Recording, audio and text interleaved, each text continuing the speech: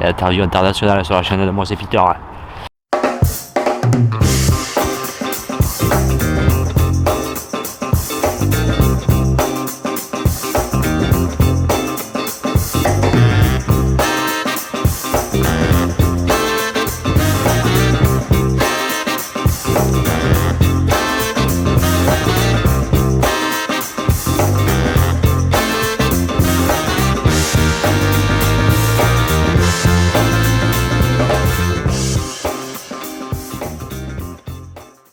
Et c'est BFM TV les gars là.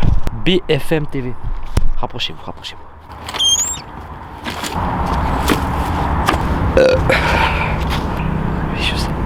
Hello. Bienvenue dans cette nouvelle vidéo les gars. J'espère que vous nous entendez bien et que vous allez bien. Parce qu'on est un peu loin de la caméra et il y a un peu de son de voiture derrière. Mais ça devrait bien se passer. Il faut pas qu'on hésite à parler fort. Voilà. Du coup on fait cette petite vidéo pour le bilan annuel. Ça fait 1 an qu'on vit en camping-car, ça y est. Et on voulait vous parler en fait de notre retour sur la van life. Donc il faut vous souvenir que en décembre nous avons acheté Mia. On a fait une rénovation de 3 mois. Ensuite nous sommes partis 5 mois après un confinement d'1 mois en road trip en France. Pour des raisons financières qui nous ont on va dire entre guillemets empêché de continuer le road trip, on a dû s'installer quelque part pour pouvoir travailler afin de rééconomiser. Donc chose qu'on fait depuis maintenant 4 mois où nous nous sommes installés de façon sédentaire en Haute-Savoie. Pour faire un peu de pépose. Alors on a vécu la rénovation de notre camping-car, ce qui était vraiment assez cool. Et puis on a eu la chance de pouvoir faire un road trip et comme vous le disiez Marine, de s'installer. Donc on arrive vraiment à vivre le truc un peu complet, tu vois. Et du coup c'est important de faire ce retour. Sur la partie rénovation, je te mets le lien ici dans la vidéo. Pareil, cette vidéo est un peu loin dans les vidéos, donc n'hésite pas à aller checker dans la liste, comme ça tu descends, touc. Et puis voilà, de toute façon, je pense qu'on vous fera, on fera un 20 tours parce qu'on n'avait jamais fait de 20 tours. Donc je pense que la prochaine vidéo sera à 20 tours de Mia. Pour les nouveaux sur cette chaîne, au moins ça fait un petit rappel et je trouve ça assez sympa, tout le monde le fait. Donc vu que nous on aime bien faire comme tout le monde, et ben on fait comme tout le monde. Voilà. Parce que comment on la vit en sédentaire. On est posé comme vous le disait Marine depuis 3-4 mois, franchement ça va, ça se fait bien. Mia elle est très bien sur le road trip parce qu'elle est petite et on arrive vraiment à passer partout. Ça en fait vraiment un camping-car polyvalent. Ça c'est vraiment la chose que moi j'ai adoré pendant le road trip. Et on a voyagé dans des pays étrangers et tout. Et quand on a fait le road trip de 5-6 mois sur la France, vraiment moi j'avais l'impression d'être parti à l'autre bout du monde. Encore une fois, je trouvais que ça avait changé ma vie, quoi, dans le sens où je sais pas, je suis rentré, j'avais pas envie de rentrer, quoi. C'était tellement bien, le road trip, sans se prendre la tête, tu dors où tu veux, tu vas où tu veux. Enfin, en plus, c'était l'été, il y avait du soleil, quoi. C'était vraiment incroyable. Et si vraiment il y a quelque chose que je peux vous conseiller, c'est au moins un jour, prenez votre véhicule, je sais pas, louez un camping-car, mais cassez-vous pendant au moins 1 mois pour pouvoir déconnecter. C'est vraiment un retour à l'essentiel, en fait. Moi j'ai vécu ça comme un truc de dingue. Donc effectivement, de par le road trip, on s'est aperçu que Mia était vraiment très pratique. Alors très pratique, sauf avec quelques inconvénients quand même qu'on a réussi à déceler. C'est que Mia manque de rangement et notamment de rangement extérieur, c'est-à-dire qu'on n'a pas de soute. Alors pas en road trip, ça a été non? Ça allait en fait, c'était suffisant. Bah non mais genre tu sais quand on voulait mettre la trottinette, tout ça, ah, que oui. ce soit oui c'est vrai que c'est le gros point noir, point noir de Mia. Le gros point noir de Mia, ça reste sa soute. Alors oui en road trip on l'a moins ressenti parce qu'on était tout le temps en vadrouille. Mais par exemple moi j'ai une trottinette électrique qui du coup prend de la place à l'intérieur du camping-car, même si elle est devant quand on est stationnaire, elle prend quand même de la place. Il y a la gyroroue de Peter qui prend moins de place, mais ça reste une roue quand même. Les chaises elles sont aussi à l'intérieur du camping-car. On a une table, enfin voilà, il y a quand même plein de petits trucs comme ça qui en soi sont rangés là et ne nous gênent pas, mais qui pourraient être dans une soute et quand même seraient quand même mieux, je pense. Voilà. Ouais, complètement. Ça c'est le point noir de Mia. Voilà. Mais l'équilibre il est quand même pas trop mal. Après il faut savoir vivre minimaliste. Bien sûr, c'est ça. Ça c'est une réalité, c'est vraiment un état d'esprit. Si t'es pas minimaliste, c'est chaud.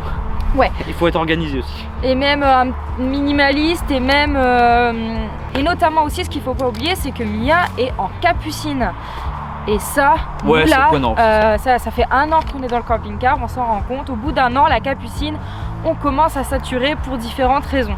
Donc éventuellement, le prochain fourgon, on partirait certainement pas sur une capucine, Non. mais sur un lit normal, classique, en bas ou qui se descend. Ou alors un lit qui se plie, qui se déplie, mais voilà, un lit en tout cas qui n'est pas à 30 cm du plafond. Quand il fait chaud dedans, donc l'hiver on a bon, il fait très bon, mais c'est que ça condense, il faut vraiment tout aérer, il faut faire super gaffe parce que les matelas sont en contact avec les parois directes. Voilà, c'est le petit point noir, c'est chiant, faut monter, machin, voilà, nous c'est vrai que ça c'est un peu le point noir. Mais sinon, on va dire donc le point noir de Mia, ça va être la soute et le lit capucine. Ouais. Comment ça se passe la van life de tous les jours? Tout le monde nous pose la question pour le chauffage, tout le monde nous pose la question pour l'eau, l'électricité, donc c'est pas compliqué. L'eau, eh bien, on recharge 2 fois par semaine. Il y a une borne dans le camping, mais si elle serait pas dans le camping, elle serait à l'extérieur, ça ne nous dérangerait pas. Donc l'eau, on a la chance d'avoir 200 litres d'eau, ce qui est absolument incroyable. On peut prendre 6 douches, on prend une douche tous les soirs après le travail. Voilà, donc en gros tous les 3 jours, voilà, ouais, quand même, c'est quand même pas mal. C'est le minimum. C'est le minimum quoi. La vidange des eaux grises, et bah, comme je vous l'avais montré dans une autre vidéo, on a une cuve voilà, de 50 litres externe, et du coup en fait je la vide tous les soirs en fait, après les 2 douches. Ouais. Donc ça c'est cool, ça nous évite de déplacer le camping-car pour uniquement vider les eaux grises. Du coup on s'est posé pour travailler évidemment, parce que l'argent c'est le nerf de la gare, hein, c'est le nerf de la gare pour tout le monde. C'est pour ça que les vidéos c'est un peu moins travaillé et qu'on va faire plus du vlog. On travaille, quel est notre travail? Je pense que ça vous intéresse aussi, on va vous en parler. Donc vas-y, je te laisse parler de ton taf. Eh ben moi, ça fait plusieurs années que je suis devenue une enfant de l'usine. Donc je travaille tout simplement à l'usine, dans une usine. Alors ici ça se fait beaucoup en Haute-Savoie, et c'est une usine de décolletage. Alors en fait, en gros, mon usine c'est de la sous-traitance, et on fait particulièrement de la rectification de décolletage. Donc c'est clairement de l'usinage, hein. Je fabrique des pièces différentes. Donc dans le secteur aéronautique, nucléaire et mécanique. Voilà, et pour ma part, moi je suis charpentier, donc depuis mon plus jeune âge. J'ai fait énormément de métiers après, et là du coup je suis retourné dans la charpente. J'ai beaucoup de chance d'avoir rencontré quelqu'un qui m'a permis de retrouver un peu l'amour du bois, du travail du bois. C'est hyper intéressant, on fait des chalets, j'ai vraiment de la chance d'avoir trouvé ce taf ici. Voilà, c'est la charpente. On a un travail chacun, on n'est pas millionnaire, on fait pas des milliers des cents. C'est pour ça qu'il y a un moment donné, on n'a pas le choix, il faut se poser. C'est la vraie vie quoi en fait, tout simplement. On n'est pas blindé. Mais quand il va y avoir les beaux jours, on va reprendre le camping-car le week-end, on va pouvoir vous faire découvrir plein de choses. On a quand même des choses de prévues cette année. On a normalement en septembre un mariage en Écosse, donc on va en camping-car en Écosse. Si tout se passe bien, ça va être une dinguerie, donc pareil, on vous fera partager tout ça, ça va être super. On va parler d'un point qui est le budget, parce que je pense que tout le monde se pose la question, est-ce que ça vaut vraiment le coup de... En fait, je suis pas sûr que si tu fais ça pour l'argent, vivre en camping-car, si t'as pas l'état d'esprit qui va avec, ça fonctionnera pas. Ouais. Parce que c'est quand même, il y a quand même des contraintes. Alors moi je les vois pas comme une contrainte, parce que vu que c'est mon état d'esprit, moi j'adore aller faire ma vidange, remplir les eaux, vider ta cassette, parce que ta cassette tu la vides tous les 2-3 jours. Enfin je veux dire, quand tu rentres du taf, et aller vider ta merde ou aller remplir ta cuve à eau. Franchement, quand tu as fait une journée de 10 heures, t'es éclaté, t'as pas forcément envie, ou quand tu as fait une semaine de 50 heures, t'as pas forcément envie de te taper tout ça en rentrant le soir quoi. Mais finalement ça se fait bien, moi ça me dérange pas. Donc ça c'est l'état d'esprit. Et en termes de budget, ça coûte quand même vachement moins cher de vivre en camping-car. Ça c'est une réalité. Il n'y a pas à chier. Nous voilà au camping, on a un loyer de 350 € par mois, électricité comprise. Vous allez me dire ah ouais c'est super cher, mais en fait pas du tout, parce qu'en fait déjà on ne paye pas d'électricité, donc rien que ça on gagne des thunes. On n'est pas tenu par un logement avec un loyer, avec tout ça, tu vois. Il faut tout de suite un contrat, il faut un bail. Tu peux pas te barrer quand tu veux, tu peux pas. Voilà. Nous demain, si on a envie de se casser et tout arrêter, et ben on prend notre camping-car et on s'en va. Et en fait, cette forme de liberté, ça c'est, moi j'arrive. J'ai pas envie de me mettre en logement quoi, en fait, c'est juste pas possible. On paye l'eau, 2 € les 200 litres. Ça fait allez, 4 € par semaine, grand max, quand vraiment on la remplit 2 fois par semaine. 4 x 4, 16, on va dire, allez, 20 € maximum dans le mois pour l'eau. Pour l'eau, voilà. Pour le chauffage aussi, parce qu'on met un peu de gasoil. Ouais. Enfin bref, allez, on va arrondir grosso merdo à 400 € par mois avec l'essence du camping-car et tout ça, machin et tout. On a 400 € par mois, tout compris quoi. Ouais. Ça c'est vraiment le grosso merdo quoi. Et c'est hyper raisonnable, vraiment c'est pas mal. À côté, On n'a rien d'autre. Bizarrement, ce qui Pour nous les coûte plus cher et qu'on n'aurait jamais pensé, c'est la machine à laver. Putain, ouais, ah oui, ouais, la machine à laver. Et ouais, c'est 10 balles par semaine, enfin 14 balles avec le séchage. Ça fait un budget quand même, ça fait un budget de 60 balles. Ouais, j'avoue. Oh, 10 balles en moyenne, ouais, 10-14 euros selon la machine, si on prend la petite ou la grosse, mais ouais, ça fait un budget. Ça fait un budget. Et voilà. Et trouver une autre alternative, non, parce que on n'achètera pas une machine à laver là. Je veux dire, tu sais, quand ça gèle et tout, enfin ta machine, tu la fais pas dehors, c'est impossible. Non, puis c'est cool d'aller à sa petite laverie, tout Voilà, ça. Ouais, c'est sympa après. Ça dure pas longtemps, hein, c'est 1 heure. Tous les vendredis soirs, du coup, notre truc. Alors les gars, les vendredis soirs, c'est laverie et kebab. Voilà. On fait laverie kebab. Voilà, ça c'est le. Si, alors pour en revenir, moi la van life j'adore, effectivement c'est un état d'esprit et je pense que tout le monde ne peut pas faire ce qu'on fait, vivre en van life, parce que voilà, ça reste, c'est pas anodin, ça reste des petits sacrifices par-ci par-là, faut être minimaliste, c'est un état d'esprit et donc c'est un apprentissage de vie si je puis dire ça comme ça. Maintenant, moi demain je devrais retourner en logement, contrairement à Peter, ça ne me dérangerait pas. Alors pourquoi je saurais pas trop l'expliquer parce que j'aime mon camping-car, ma vie comme ça ne me dérange pas. Mais voilà, c'est vrai que quand je l'explique ça quand on me le demande, hein, à nos amis, la famille et tout, mais quand je suis... Alors, est-ce que c'est parce que c'est sur un court temps, parce que c'est le temps des vacances, c'est le temps d'un week-end? Désolé, le PGHM passe. Ce qui n'est pas une bonne nouvelle parce que l'hôpital est derrière. Mais je sais pas si, si c'est parce que c'est sur le temps d'un week-end, le temps des vacances ou autre, mais effectivement quand je vais dans une maison ou dans un appartement, je me sens bien. J'ai l'impression de retrouver un certain confort de vie que j'ai perdu en étant en van life. C'est un peu contradictoire, mais c'est la réalité et pourquoi exactement je ne sais pas et voilà. Et moi demain, Peter me dit est-ce que ça te dit qu'on retourne en location? Oui, bien sûr. Mais est-ce que ça te dit qu'on continue en van life? Oui, bien sûr. Voilà, et il n'y a pas de... Et alors comme Peter me disait, effectivement... Après, il faut que ce soit... Je te coupe juste. Il faut vraiment être en accord dans le couple. Si vous n'êtes pas en accord, si Marine demain elle me dit écoute, moi la van life j'en peux plus, il faut un logement, et ben on portera une grosse réflexion sur absolument tout parce que quelqu'un qui veut pas vivre en van life et qui se force, ça peut pas fonctionner, c'est absolument exactement impossible. Ça peut créer des conflits, etc. Et puis également je comprends aussi, enfin voilà, si demain moi je dis à Peter voilà j'ai envie de retourner à l'appartement et lui me dit mais moi j'en ai pas du tout envie, et ben c'est pareil, quelqu'un qui vit à fond la van life à 100% et ne se voit pas retourner dans un logement avec toutes les responsabilités que ça engage, notamment financières, et ben je pourrais pas le forcer. Effectivement ça porte à réflexion en fait. Mais voilà, mais tout va bien, on se plaît en van life, pas d'inquiétude parce que il y a beaucoup de gens souvent ils nous disent oh, mais vous êtes pas pareil et machin. Si, voilà, si, on est ensemble, on s'entend bien. Ouais, complètement. Non, il n'y a pas de... Voilà. On s'engueule rarement et tout. Non, en vrai, ça se passe vraiment bien. Quoi. Parce que j'aime la van life et j'aime aussi ce côté posé, cosy, ta petite déco, ton petit chez toi et machin. Et effectivement, moi, je suis une femme. Vous l'aurez bien vu, j'espère. C'est pas un travelot. Mais voilà, il n'y a rien contre les travelots.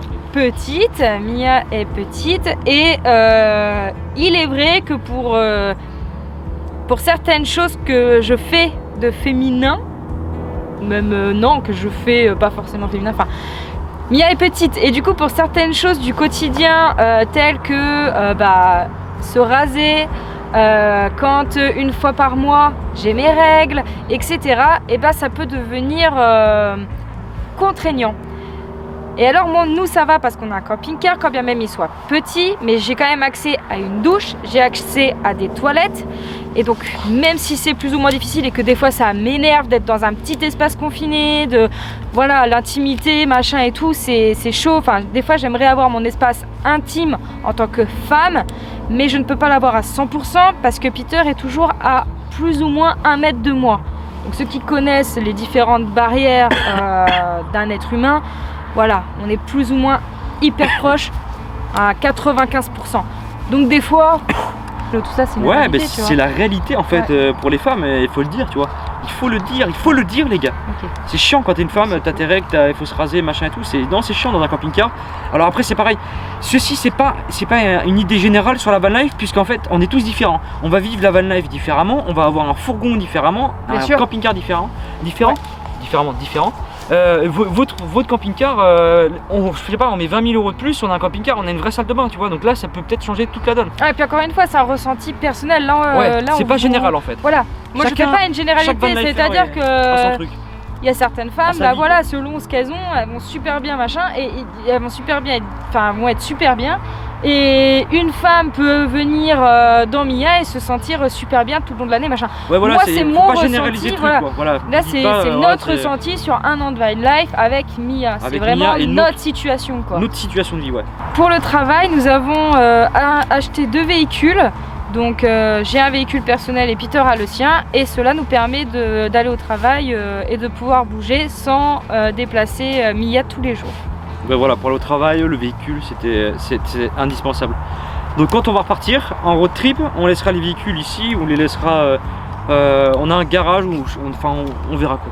On le laissera dans la famille ou je ne sais quoi. Voilà.